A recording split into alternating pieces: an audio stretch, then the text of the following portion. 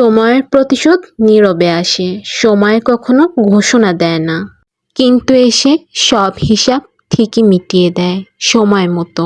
যারা আপনার কষ্টে হাসতো, আপনাকে তুচ্ছ মনে করত, সময় একদিন তাদেরকেও একই পরিস্থিতিতে মুখোমুখি করে। সময় কখনো রাগে নয়, ন্যায় বিচারের মতো কাজ করে। যা আপনি গোপন করবেন তা আপনাকে ফেরত দেবে দ্বিগুণ করে। তাই বলি, অন্যের প্রতি অন্যায় করার আগে ভেবে দেখবেন। সময় সব দেখছে, আর তার প্রতিশোধ সবচেয়ে নীরব, কিন্তু সবচেয়ে কঠিন। এই জন্য কারো মনে আঘাত দেওয়ার আগে 10 বার ভাববেন, কেননা এই আঘাত একদিন 10 গুণে আপনার কাছেই ফেরত আসবে।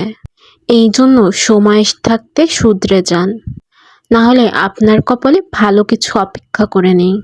এটা সবসময় মাথায় রাখবেন। সবাইকে ধন্যবাদ।